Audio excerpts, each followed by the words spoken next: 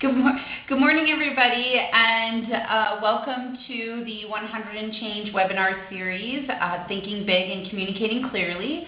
My name is Kristen Molyneaux, and I'm a Senior Program Officer here at the MacArthur Foundation for our 100& Change program.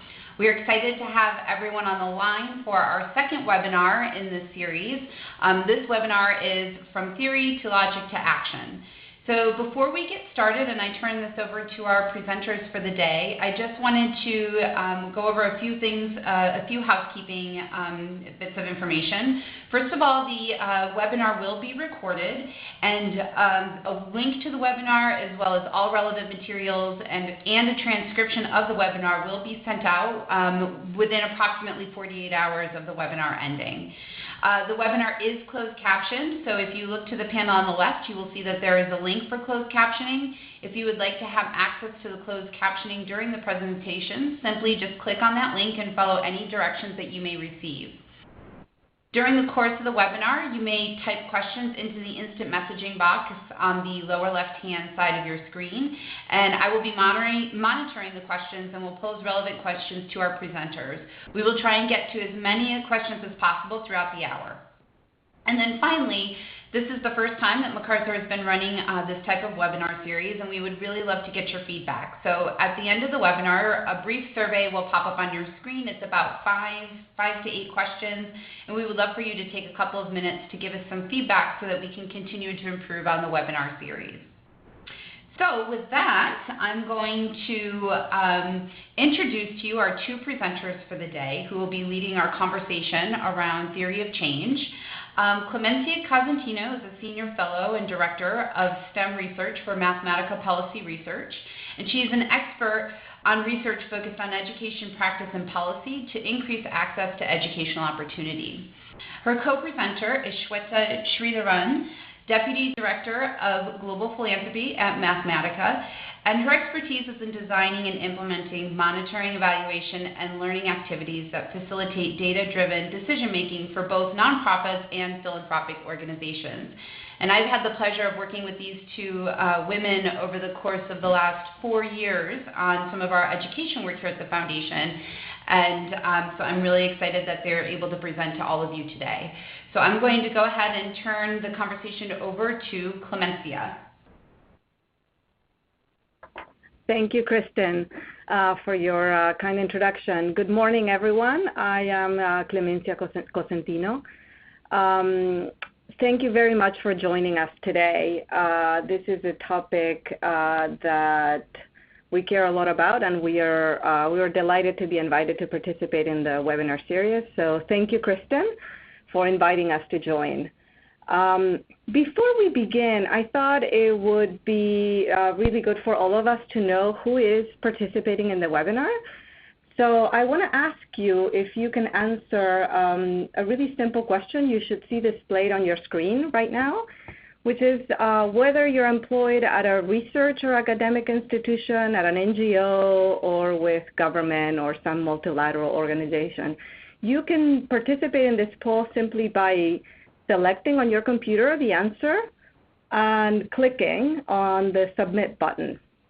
And as you select, the poll will be displayed.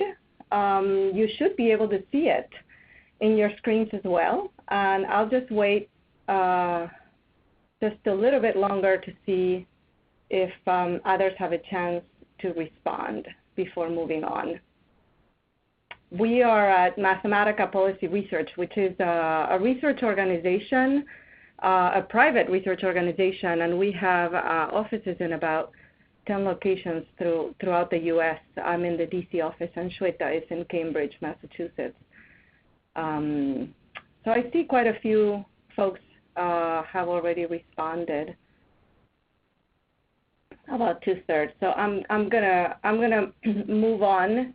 Let me see. I've never used this platform before. I'm going to skip to the results so that we get a display of responses. And you can see about 75% of participants are working at an NGO and about 25% in a research or an academic institution such as a university. Very interesting. Thank you for participating. So let me move on to say something about why we're here today. Kristen invited us to speak about theories of change and logic models.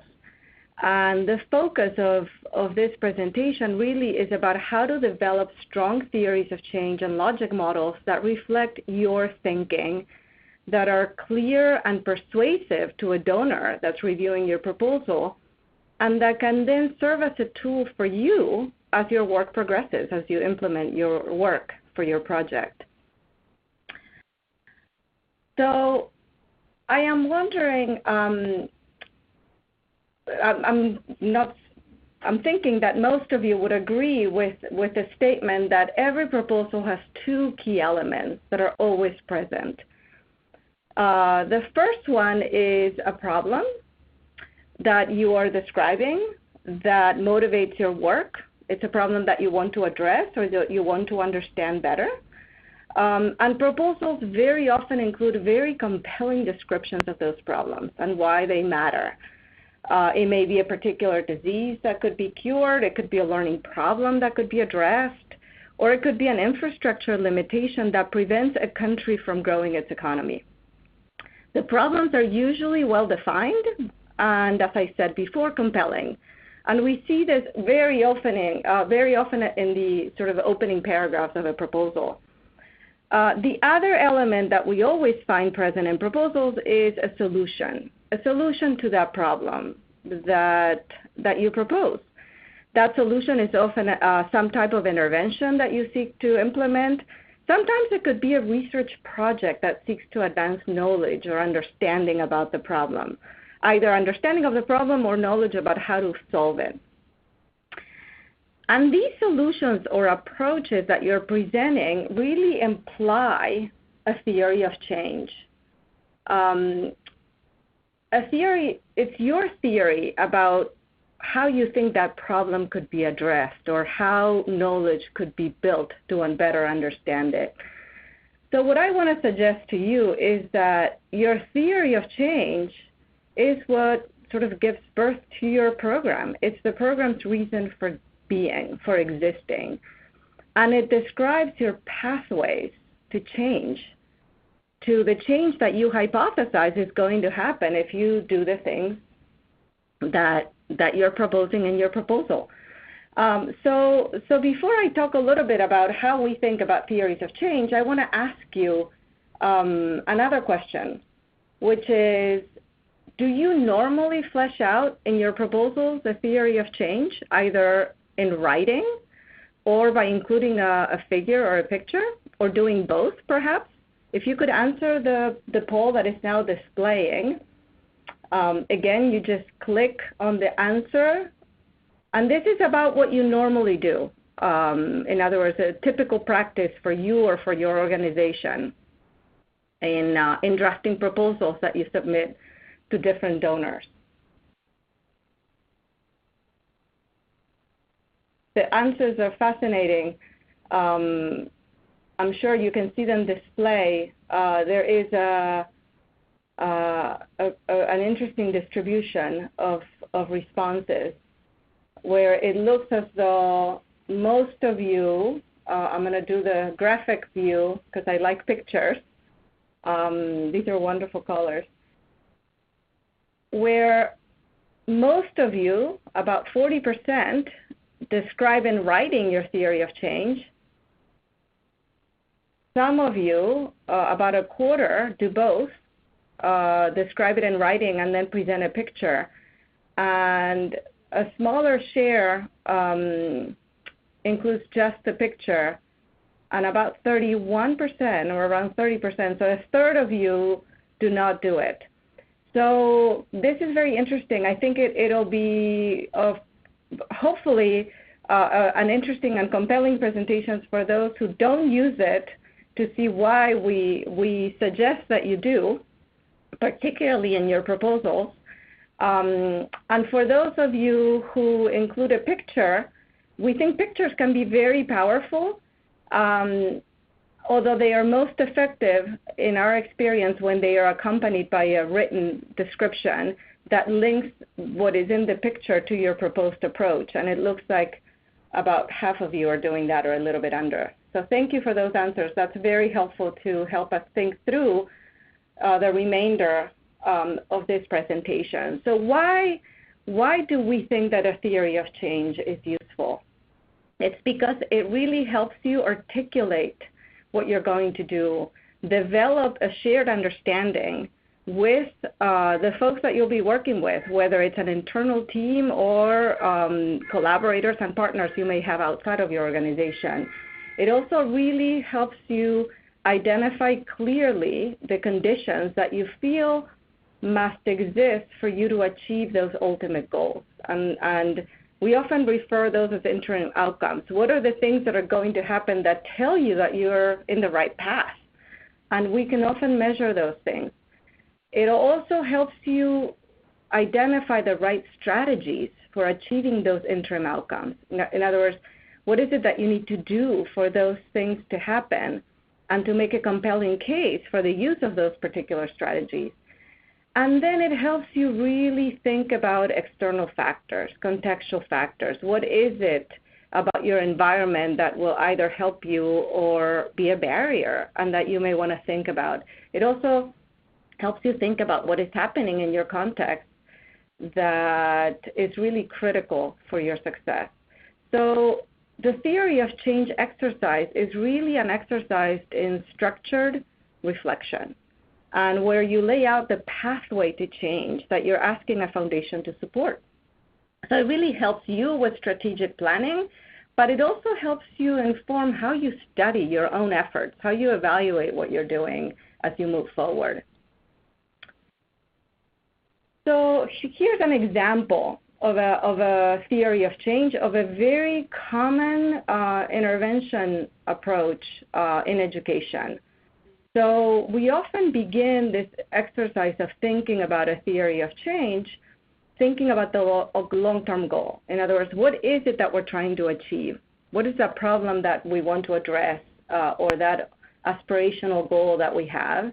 And the example here is about girls accessing educational opportunities, acquiring relevant skills, and then obtaining employment. So in many parts of the world, girls don't have access to educational opportunities. When they do, sometimes that education is not relevant. It doesn't teach them what they need to learn to get a good job. And so if that's the goal, and as I said, this is no great thinking effort on our part. We drew on existing interventions to flesh this out. You would expect that for that to happen, girls, for starters, have to be enrolled in school, and they have to participate actively. Families have to allow them to go to school, and schools have to provide a high quality and relevant education that is inclusive, that is welcoming of girls. So these are all things that we could measure, that we could see that are happening. And so we may develop an intervention that offers free tuition, for example, because we think that that's a barrier, and that will encourage girls to attend. We may provide awareness training for parents on the value of education. That would be another activity. And then we may invest in teacher training, for example, to improve pedagogical strategies. We may invest in infrastructure to have separate bathrooms for girls, for example, to encourage girls to go. So these are the things that we're going to do, and we can link them very clearly and directly with the outcomes that we seek to achieve. Now, all of these things have underlying assumptions, and laying those out is really important because it can help you later on understand why things worked or did not work. So, for example, here we're assuming that money is a barrier.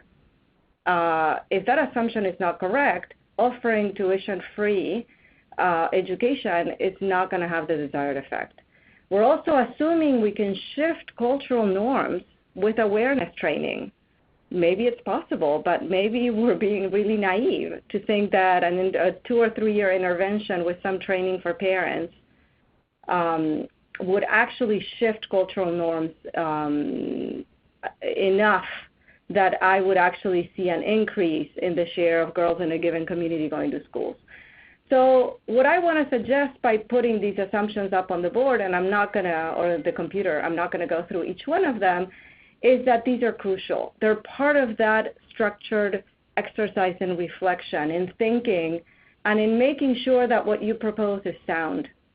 Now, of course, this is an intervention in education. It's very straightforward. So some of you may be thinking, especially those of you who don't normally use theories of change, you may be thinking, well, I work in a different sector, and it's actually not this simple.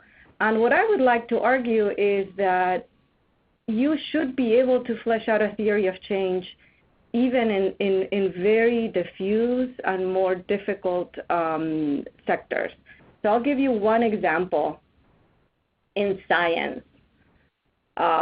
Imagine, and again, this is true as well, imagine that your goal is to help develop society so that it develops a more sort of science-based understanding of the world. You have a population that is using science in a daily basis, that is acting informed by what we know about the world around us. Now, that feels incredibly aspirational to me and very difficult to measure. But if you think about it, you could have a theory of change around how you get to that. You would imagine that scientists, you could support scientists producing high-quality research. That would be a necessity because we need to develop that knowledge that would then be used by society. You would imagine that other scientists would take up that research. We know science is cumulative. So it has to be somehow disseminated to other scientists, and they have to use it. And also then it has to be disseminated in a way that lay audiences can acquire this knowledge. Not all of us can read Science or Nature and understand those articles, so we need different forms of dissemination to reach the audiences that we want to reach. So if those are the outcomes that we think we can influence in the pathway to that sort of more aspirational goal of a society that understands science and uses it, you could imagine that you could propose as a strategy supporting research institutions. You could support dissemination of knowledge. You could also support policy work to influence policy decisions at the state or national levels about investments in basic science. So what I want to suggest with this theory of change is that even topics that appear to be really difficult to articulate in a theory of change sort of way can be. So I hope that the way that I presented those theories of change gives you a sense of how we approach when we're studying intervention programs developing that theory of change. And of course, there's no recipe. You can do it in different ways. What feels very intuitive is to begin with a top-down approach, which is thinking about what is that ultimate goal that we want to achieve, and then thinking about, well, what would have to happen for me to get there? And those sort of would be those preconditions, which can be measured. Those could be outputs and outcomes that you can measure, such as teachers trained and students that now are performing better because they're learning from those teachers thanks to that training. And then you can think about what are those strategies, in this example, the teacher training, and then those assumptions. So it gives you a very structured way of having this conversation with your team and thinking about what is it that we think needs to happen for these outcomes to occur. Now, that kind of gives you a sense of the ways in which you can develop a theory of change to really flesh out your work and make it really clear to somebody reading about it. There are some common problems that we see when we review proposals, and especially when we use proposals to try to understand interventions. So I want to go through our top 4. And I say our because this is the result of years of work and also a lot of conversations with colleagues, in fact, Kristen at the MacArthur Foundation included. So let me walk you through what are the most common pitfalls that we see in proposals? The first one is this problem of right sizing.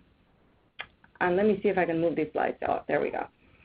So right sizing is when the scale of a problem doesn't really match the scale of the approach. If you think, for example, that there is a huge infant mortality problem in a particular nation, and you develop a health intervention where you go to one state and you train a small number of nurses, you're not going to move national statistics or even state statistics on infant mortality because a group of nurses was trained.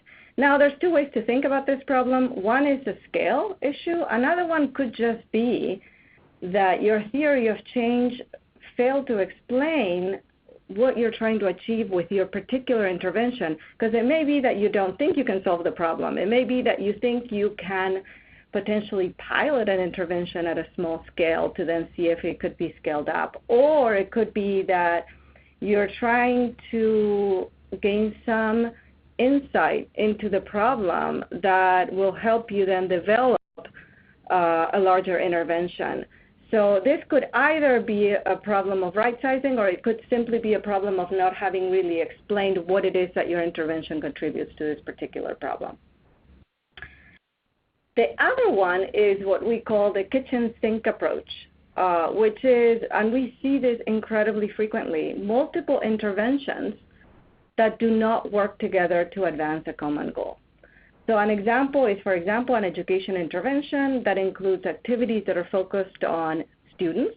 So there could be trainings for students, there could be trainings for teachers, for school principals, engagement of parents, community members, and policymakers. So this particular intervention actually has activities targeting all of these groups, but they are not linked to each other. It's unclear what the connection is. So these are actually multiple interventions. It's not one intervention approach to solve a problem, but it's multiple. And so what ends up happening is that the attention, the focus of the work, the resources get diffused to the point where then it's unclear that any of them work. But it may be that they work. It's just the way they were implemented. And so if it's one intervention, then explain why. How are these different activities connected to each other as part of your approach? And I think that is what makes a compelling case. Otherwise, then donors worry about the lack of focus and the lack of clarity in the different activities that are being carried out. The next one is about the external context.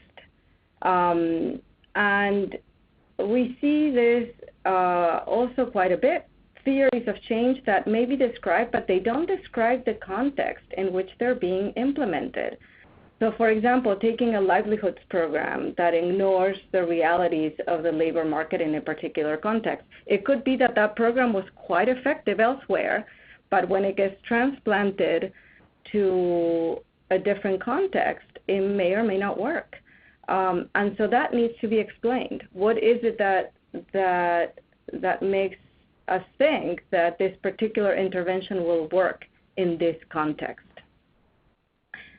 And then the last one is using the evidence.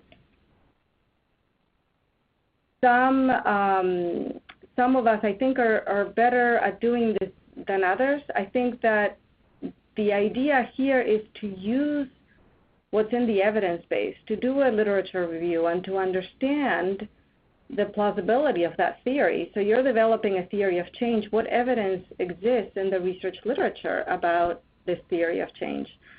And using that to justify the approach. Nobody might have done it exactly the way you're doing it, and that's what makes your project interesting, and you can articulate that.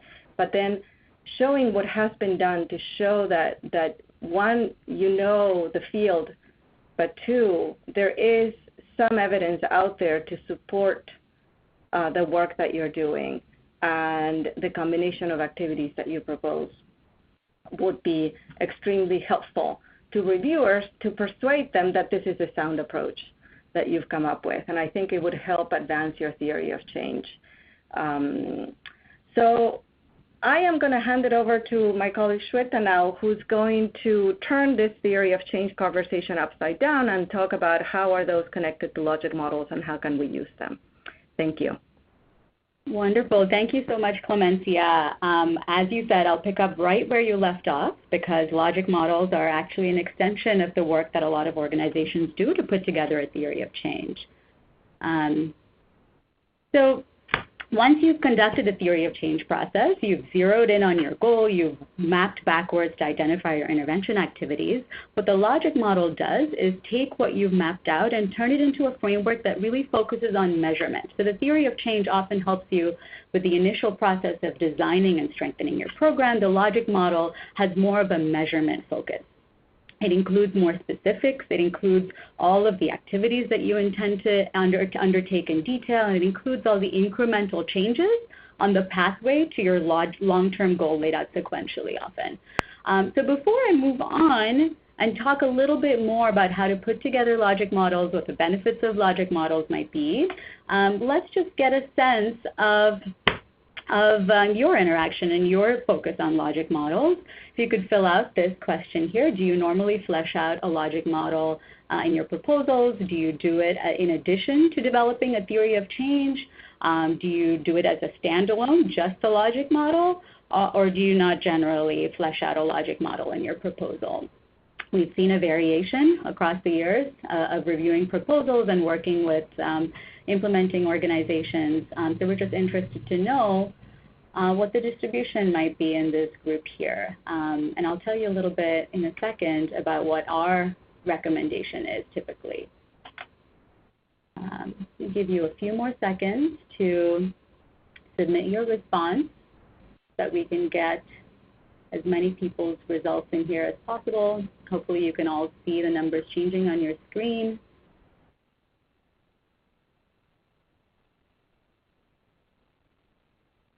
All right, so I'm going to close the poll in just about 10 seconds. If you could all put your responses in, that would be great.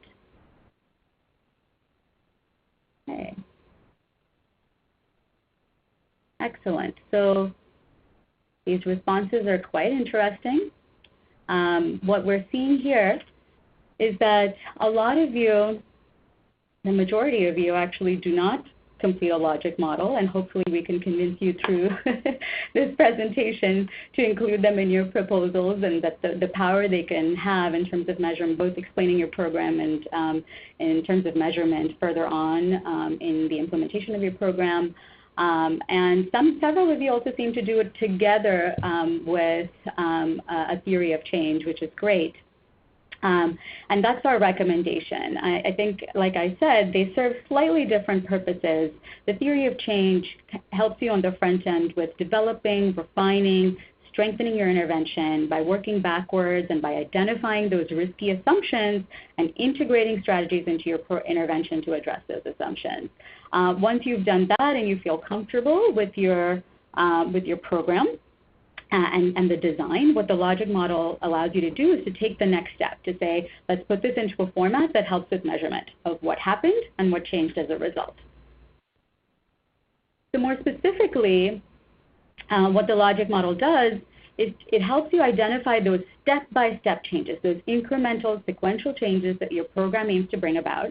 And that makes it really clear to your donors. It helps you explain to your donors in your proposal exactly how your program will help with achieving that overarching goal that you presented up front in your proposal. It's a great tool to make a really strong case for your program. So that's one. And then it's also helpful for operationalizing the monitoring and evaluation process, which is also a key element of a proposal. So for each activity that you specify in your logic model, for each of the levels of changes that you specify in the logic model, you can develop measurement indicators. And this helps you specify exactly what you want and plan to measure to the donor. Then by mapping out these activities and the series of changes that you expect to make happen, you can also figure out what your research and learning questions are, what you're curious about, why are you testing in this intervention, what do you hope to learn. And then at the tail end of your intervention, once you've implemented it, once you've collected your data and reflected on it, you can use your logic model to assess where exactly your program succeeded in the results chain and where it might have gone wrong, and helps you assess sort of what the next step might be. I'll talk a little bit more about the uses of the logic model shortly. But first, let's talk about the structure. How is it set up? So here's an illustration of the results chain underlying a logic model. This sort of linear column-based format is very common. And so you read from left to right. This model depicts on the leftmost column your resources that your organization is either contributing or the external resources that it's leveraging. You use these resources to conduct key activities, core intervention activities, and thereby you produce a series of sequential results at different levels, including outputs, outcomes, and impact, which is the ultimate goal of the project. I'll talk about each of these components in just a second, but I wanted to caveat is that this is just a template. These are high level and linear in this model, just to show you a simplified version of how change happens, just for illustration purposes, to eventually represent reality and the complexities of the program, which I'm sure will materialize in your vision for change. You can do several things with this. You probably want to move some of your arrows down to show exactly which combinations of activities lead to which output or outcome. You may also want to show the relationships within columns. So, for example, the top outcome might link or lead to the bottom outcome or a set of bottom outcomes. You also might want to have multiple outcome columns, right, that show that you have initial outcomes, intermediate outcomes that are a little further down the road, and then long-term outcomes that are even further down the road before you reach your ultimate impact. Okay, so let's talk about some of those key components I just mentioned and what they contain. So your inputs are what go into a program. This could be both internal to your organization or external, and they could also be both tangible or intangible. So tangible resources could be funding, infrastructure, equipment, things like that. Your intangible resources are along the lines of staff expertise or guidance from a technical committee, or even a supportive policy or a law in the external environment. Taking those inputs, you implement your core intervention activities. So these, in a logic model, they're generally expressed as actions. For example, you train teachers, you hold community meetings, you strengthen health clinic infrastructure, for example. So once you've completed those activities, you yield outputs. The outputs indicate is that those activities happen. They're an excellent measurement tool. They're often expressed as counts. These could be counts of products that are created. Say you developed 1,000 leaflets for an information, education, and communication initiative. They could be counts of a service that was provided. So, for example, 10 trainings were held for teachers. And then they could be the number of people that were served. So that could be 300 teachers were reached through the training, for example. So then you go to outcomes. So people often get outputs and outcomes confused. So just to reiterate, outputs, all they do is they indicate that those activities happened. Outcomes are the changes that you expect to see as a result of conducting the activities and yielding the outputs. And here you often use comparative adjectives to capture the effects of the program. It might be increased attendance, it might be improved knowledge, it might be changed attitudes, for example. And then ultimately, you may have, as I said, multiple levels of outcomes that happen at different intervals, short, medium term, and long term. And then ultimately, these will all lead, ideally, to your impact, which is the long-term goal of the project. This could be for a nutrition intervention. It might be reduced stunting and wasting for children. For a maternal health intervention, it might be decreased maternal mortality. These are your ultimate long-term vision goals. Okay. So a few tips on how to construct the logic model. So one easy way to start is to not worry too much about the relationships first and just assemble your list of inputs, of activities, outputs, outcomes, and impact, and then you identify the linkages. You could do this in many ways. You can move from left to right. You can ask, if I do this, what happens? Or if I accomplish this, what happens? You could also move backwards from right to left and say, for example, what would it take to achieve this outcome? I like to do both. That way I really pressure test the logic and make sure that I'm not missing any logical linkages or that I'm identifying linkages that don't work. And this is particularly, this happens in particular when you're moving from right to left. For example, what would it take to achieve this outcome really makes you think, is this enough? Is this going to be adequate for me to achieve this change that I'm targeting? Okay. I think that another critical thing, yeah? Oh, Swetha, hi. This is Kristen. I just had a question come in that's relevant to this particular part of the slides, and I wanted you to just respond to that briefly, which is that somebody asked, just to confirm, outputs are activities conducted, and outcomes are the effect of those activities. That's correct. So in your logic model, you will specify there's a column for activities, and those are often expressed as actions, right? Train teachers, and then the output is just another way of framing and measuring that activity, that it happened. So it could be number of trainings held, number of teachers trained. And you're right in saying that the outcome is a measure of the effect or the change. I hope that answers that question. Good. Thank you. Good. And then the other sort of do here to add to that is, in addition to identifying your linkages and pressure testing the logic, as I just mentioned, is to avoid leaps of logic. So what happens here often is that incremental steps get missed. That's what we see in logic models fairly often. For example, you might say your activity might be providing information to youth on reproductive health with the goal of ultimately getting them to delay pregnancy. But there are several intermediate changes that need to be captured through the outcome column. So that, it isn't just providing that information to youth isn't going to immediately result in a whole host of them having children later. Or several intermediate changes. For example, their awareness needs to increase of the benefits of delaying pregnancy. Their parents' attitudes might need to shift about how soon their daughters need to have children, for example.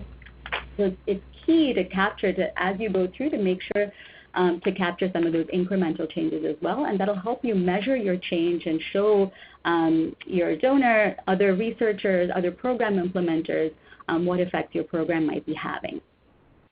And finally, we suggest conducting these steps together with a partner. It really helps to have a fresh set of eyes on your logic model to see if all the linkages work, and to go from right to left or left to right, and to see what might be some missing links in the logic model.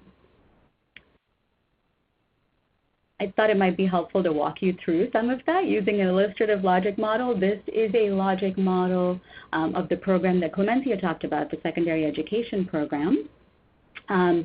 If you look at the leftmost column, we'll start there. So this organization uses donor funding.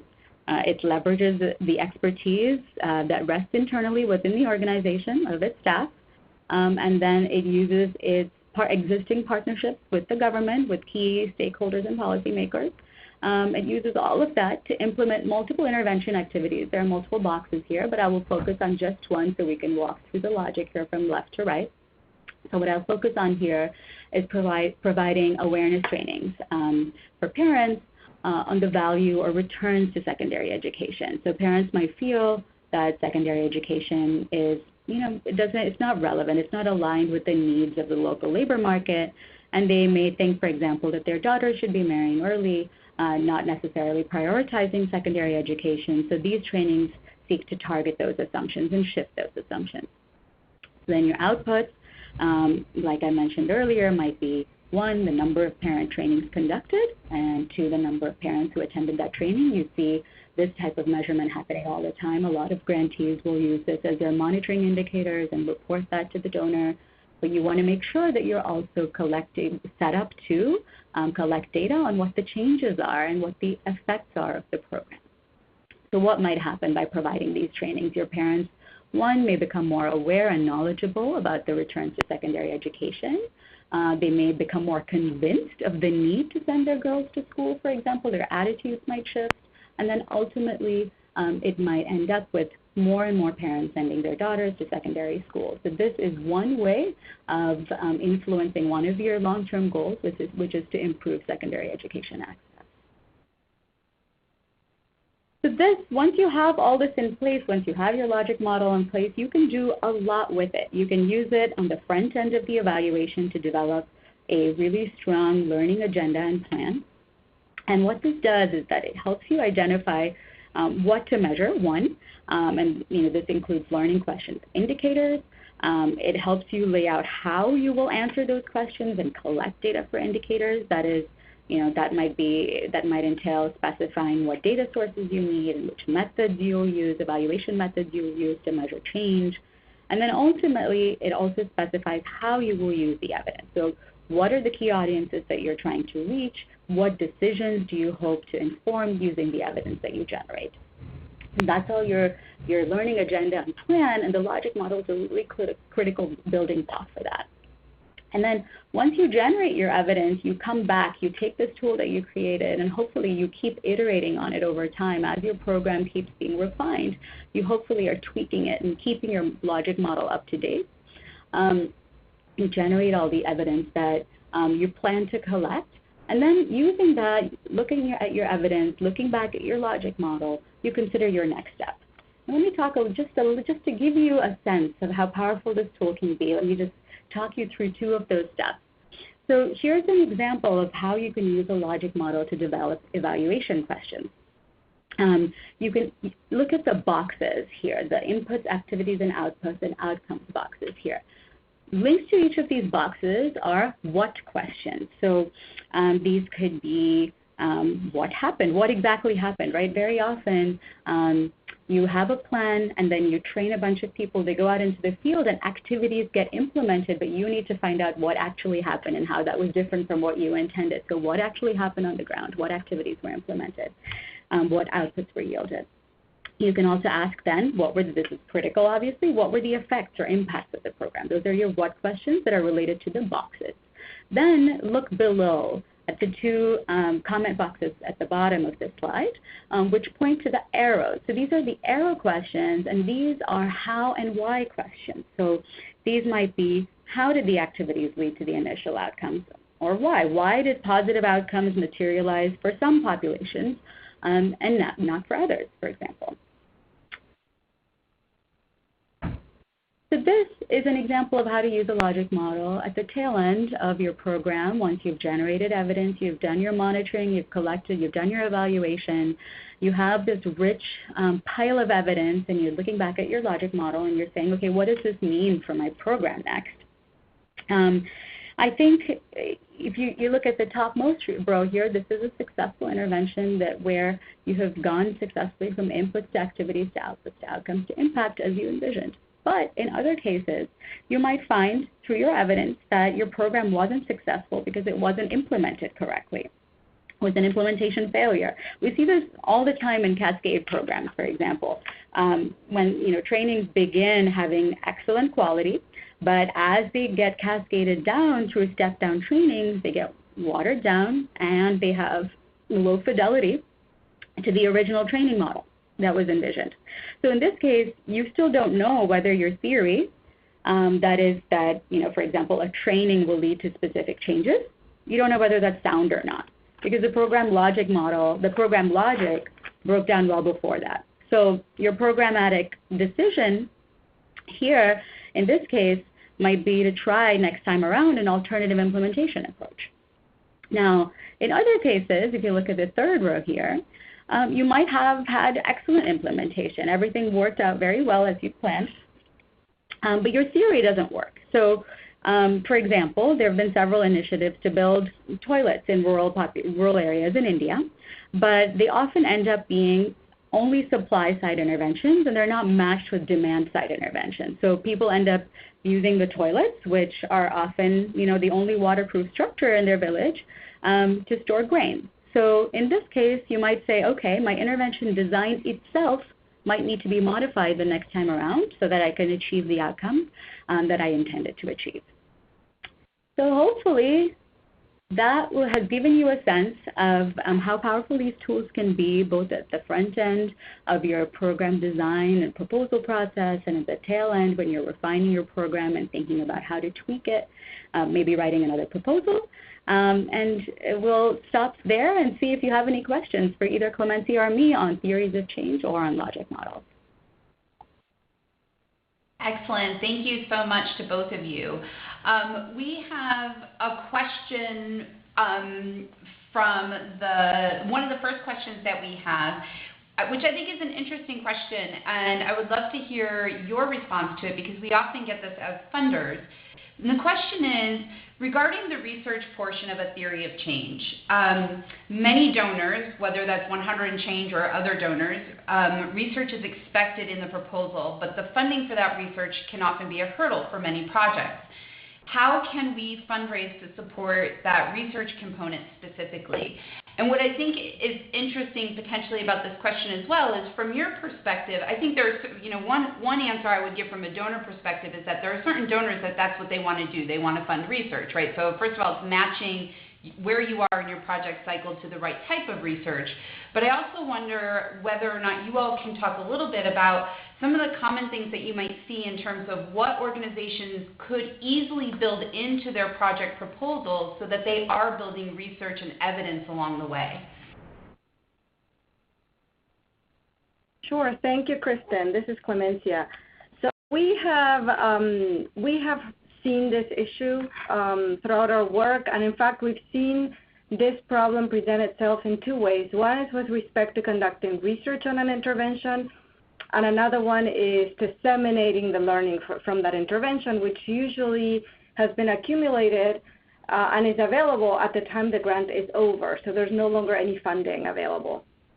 And so, yes, I think you're absolutely right. Part of this exercise is, one, picking the right donor, pitching your ideas to a donor that you know welcomes the approach that you want to pursue, both from an intervention standpoint, but also from a learning perspective, and thinking about the type of research they would want to fund. I think writing a compelling case in the proposal about why the research is needed.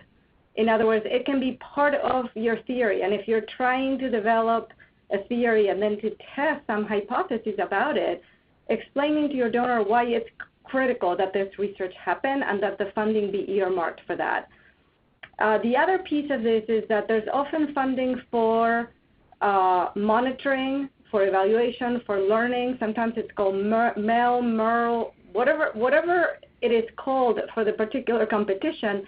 There's usually a place where funding can be set aside for monitoring, research, or evaluation. And I would encourage you to build on that to request support for research. I would also argue that it would be good to tell your funders in the proposal about what support you might need once the grant is over to disseminate what you find. To be influential in the field, you need to do that as well. But it's premature for a donor to want to put funding into a dissemination strategy when they actually don't know if your intervention worked or if the learning that came out of it is learning that you want to disseminate. But you could actually plant the seed in your proposal to then potentially come back to the donor or to go to another donor and request funding for dissemination. And it's also something the foundations can then consider whether they want to make funding for dissemination available for the grants that they have supported. Great. Thank you so much for that. We have two questions that are kind of about different breakdowns in the theory, in your theory of change. So the first question is that one of the participants is trying to understand the model and whether or not there can be a breakdown between outcomes and impact, and if so, whether or not you could provide an example of that. The second one is about, so we learned about the theory and the logic, but how about the action? And by this I mean you could have a great logic, but the action doesn't match. How can we foresee in advance that the impact of our action, in a fair way, not biased, just to prove our logic is or is not right? That sounds great, Kristen. I'll start off with the first one. Very good question. Yes, between outcomes and impact, you do see a breakdown. Often the issue is that the impact may be very ambitious, maybe out of scope for the size of the organization or just even for one organization. So often the solution is right sizing. Another solution might be, like I said, to build in a series of outcome levels. So you don't just have one level, which is sort of the immediate change that you expect to see in students, for example, but it builds into multiple levels. So often you do knowledge, attitudes, practices are the different types of changes that you want to see in your beneficiaries. So their awareness increases, their attitudes shift, and as a result, their practices shift, and then that brings you a lot closer to your impact. I think that an example might be of the link not really materializing between outcomes and impact might be it often goes way back to the activity itself. So for example, if your ultimate goal of a program, it's a maternal health program, is to reduce maternal mortality. And one of your key activities to make that goal happen is to train community health workers to get women to promote facility-based delivery, to encourage women to go to hospitals to deliver their babies. So that's great. It might work out. You say you push women to go to the hospital, deliver there, and as a result, you see a spike in facility-based deliveries. But what you need to build in there is an understanding of the context. This is another one of the TOC pitfalls that Clemencia mentioned earlier, is that it's a risky assumption to make that you will be able to get the majority of women to go to the health facility. Home-based delivery rests on years and years of tradition. So to move that is ambitious and may not happen immediately. So in the interim, the intervention or the program might need to build in some activities that strengthen the quality of home-based delivery as well, potentially by training home-based health workers to assist in delivery at home. So this is a way to ensure that your impact actually materializes, which is really by identifying those risky assumptions you're making in your theory of change and building in strategies to address them. Let's see. So I think the next question, Kristen, do you mind going through the next question again? I may have missed it. Sure. I think the next question is just meaning how do you actually, you could have a great logic model, but the actions that you have may not actually equal what it is that you're trying to do, right? So how do you assess in a fair way that your actions are actually equaling what it is that you want to accomplish, and you're not just trying to prove that your logic is right? Absolutely, yeah. I mean, the logic model should never be, it's not the holy grail. You don't have to stick to it. The idea is that it is iterative as you realize, as you test your program on the ground and you figure out what's feasible and what's not feasible. That's the beauty of the logic model. You can tweak it as you go along. And it's not about proving that your theory has to work. It's about finding the right theory, right? So I think it's about two things. One is figuring out what's feasible and tweaking your theory as you figure out what is and isn't working on the ground. So that's one way of making action materialize from your logic model. Great, thank you. We have two other questions, and I know we're coming up to time here, so I'm going to give both of these two at the same time.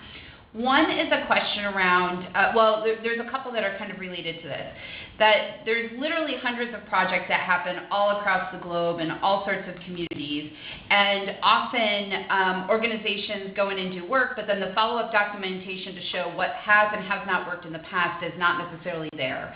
So people are wondering whether or not there is a resource library or a publication bank where reports can easily be recorded, published, and accessed by people in order to find out what has and has not worked in the past. So that's a great question, and it flags a big problem in the literature. One is the absence of information when we know there are hundreds of projects being executed all over the world every year, and we often cannot know what it is that folks are learning from them. The other issue that we see, which is related to that, is a huge bias in the literature, because usually we tend to publish the things that work as we expected them. When our theory worked, when we tested our hypotheses and we get huge impact estimates, those are publishable things. We don't see in the literature so much about what did not work, even though that would be just as helpful, because otherwise we are repeating mistakes that others have made in the past instead of learning from them. I think there is definitely a bias in the literature about this, but thankfully with the advent of communications and publications in other ways, we don't just rely now on journals to be the arbiters of what gets published, but there are other means of dissemination through organizational websites, through briefs and through blogs, and there are many other ways in which we communicate now to share information. The downside of that is that it has become much harder. There is no such thing as a repository of information. Every sector has different places where you can go and find literature about it. I will say, though, that we have started to rely more and more on Google Scholar, because it covers both published literature and also what we call gray literature, things like reports and briefs and testimonies and other sources of information, and it's just a really great place to start. Other than that, I would have to say we would have to think about what sector it is and whether we know something about that sector to point folks in the right direction, but I would say Google Scholar is a great first step, and then talking to folks that are in that field to see what are the search engines they rely on, for example, like EconLit, and I know the education searches very well, but depending on the sector, those would vary. Great, thank you. I think there's one more quick question and then we'll wrap up. And this last question I think is important. Somebody asked whether or not it is possible on a logic model to represent two different sets of metrics. For example, if years 1 and 3 I do A, then I will do B versus in years 1 through 5, or in years 2 through 5, or 3 through 5. So I wonder if you can talk a little bit about how somebody could represent that kind of flow of logic where everything is dependent on what happens in years 1 through 3, or those first, whatever that set time period is to get those initial outcomes. Oh, that's a great question. Yes, I don't think I've actually seen too many examples where logic models have a set of options presented within them, but I don't see a reason why not to. I mean, I think that almost all logic models present their vision for sequential change. I do this in years 1 and 2 maybe, and as a result, X, Y, and Z happens in year 3, so those changes are sequential, but I think activities are sequential too, true. So I think really the logic model is yours to do what you want with it. I think that you can carve it up often into maybe 2 columns. You might consider doing 2 bands, where the top band is your year 1 and 2 column, and then your years 2 and 3, maybe there are 2 bands like that present 2 different options. Based on what happens in year 1, in years 2 and 3, I might do X, and these are the changes that emanate from that, or I'll do Y, and these are the changes that emanate from that. I think that would be a very nice way to illustrate in your proposal to the funder or to any external party that is interested in seeing your vision for the program, that you actually have a very clear idea in your mind of what you plan to do based on what you learn. It actually makes a strong case for how you plan to do iterative learning and tweak and improve the model on a real-time basis to make sure it reflects what you're learning on the ground. Excellent, thank you. Well, I want to say thank you to both of our presenters for joining us today. I really appreciate you spending time with everyone to share your thoughts on how we can use theory of changes better in order to clarify our work and what it is that we're trying to do. And I would like to thank the entire audience for joining us today. I wanted to let everybody know that our next webinar will be on impact investing, and that will be on September 17th at 10 o'clock Central Time. Please also remember that there will be a survey pop-up at the end of the webinar for you to fill out, and that we will be sending you a link to all of the materials, including the video of this webinar, as well as a transcript of the webinar, and links to the PowerPoint slides as well. So all of that will be sent out in approximately 48 hours, depending on all things technology working well. So we thank everybody for joining us, and we look forward to you joining us again in September.